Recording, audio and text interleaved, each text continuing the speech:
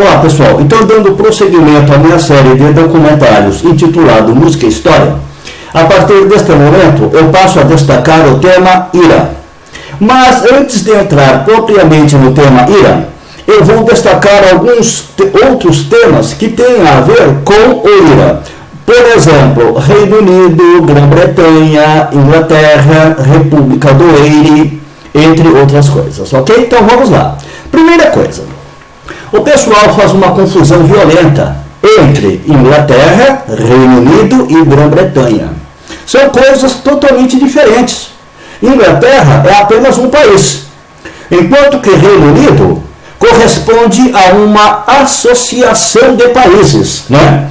Essa associação de países foi criada ou teve origem no ano de 1707. Então, desde 1707 existe o Reino Unido. Só que, inicialmente, o Reino Unido era formado por Inglaterra, Escócia e País de Gales. No ano de 1801, a Irlanda foi anexada ao Reino Unido. Toda a Irlanda. Mas a partir de 1949, quando a parte sul da Irlanda conquistou sua independência, apenas a parte norte da Irlanda, a Irlanda do Norte, continuou e continua anexada ao Reino Unido. Então, quando se fala Reino Unido, é uma associação de países. Isso tem a ver com fato político. Uma associação de países subordinados ao parlamento britânico e também à monarquia britânica, ok? Bem, agora, quando se fala em Grã-Bretanha, aí já tem a ver com o fator geográfico.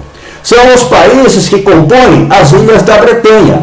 E quais são esses países? Inglaterra, Escócia e País de Gales. Então, Grã-Bretanha são 3 países e isso tem a ver com o fator geográfico. Os países que compõem as ilhas da Bretanha. Quando se fala Reino Unido, isso tem a ver com o fator político. Uma associação de países subordinados ao parlamento e à monarquia britânica. Ok? Bem, então no ano de 1801, a Irlanda foi anexada ao Reino Unido, mas a partir de 1849, quando a parte sul da Irlanda conquistou sua independência, apenas a parte norte permaneceu e permanece até os dias atuais, anexada ao Reino Unido. Agora vejam bem, por que será que a parte sul da Irlanda conquistou sua independência e a parte norte não? Por quê? A Irlanda, ela foi colonizada por 2 povos, né? Ela foi colonizada por celtas e por gauleses. E também no século XV, São Patrício introduziu o catolicismo na ilha. Então, antes do protestantismo, essa população da Irlanda, em sua maioria, praticava o catolicismo, introduzido na ilha por São Patrício no século V. Mas, o que aconteceu? No ano de 1541, o rei inglês, Henrique VIII, ele conquista a ilha da Irlanda e consolida o domínio britânico sobre a ilha.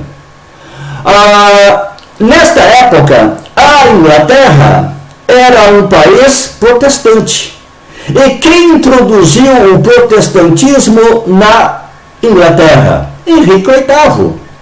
Quando ele faz uma reforma, que na verdade eu chamo de golpe, né? No ano de 1534, é assinado o ato de supremacia, pelo qual Henrique VIII rompia com a Igreja Católica de Roma e instituía uma Igreja Católica sob o comando dele, a Igreja Católica Inglesa, que ele deu o nome de Igreja Anglicana. Isso fazia parte da reforma protestante da época, iniciada com Lutero, depois continuada com Calvino e depois, no caso inglês, Henrique VIII, né? Instalando o protestantismo no país, rompendo com a Igreja Católica de Roma. Quando Henrique VIII ele rompe com a Igreja Católica de Roma, ele se apropria de todos os bens que a Igreja Católica Romana tinha na Inglaterra, terras, joias, todos os bens. Então, e ele passa a controlar, a dirigir a Igreja. Então, além do poder político, ele passa a ter também o poder religioso. Na Inglaterra, o rei era o Papa, quem mandava na igreja era o rei. Isso porque a Igreja Católica de Roma havia se recusado a fazer o seu divórcio. E ele então rompe com a igreja. Ele dá um golpe rompendo com a igreja. Henrique VIII, quando ele conquista a Inglaterra, ou seja, quando ele conquista a Irlanda, ele vai impor, logicamente, o protestantismo naquela ilha. Só que antes do protestantismo, São Patrício, no século XV, já havia introduzido ali o catolicismo. Então, grande parte da população de origem celta, de origem gaulesa, que deu origem à civilização gaélica, professava o catolicismo, ok? Bem, uma grande leva de escoceses foram para o norte da Irlanda e passaram a colonizar aquela parte da ilha. Essa leva de escoceses que para lá foi e passou a colonizar esta parte da Irlanda, fez com que o número de católicos nesta parte da ilha se tornasse minoria, enquanto que o número de protestantes se tornasse maioria.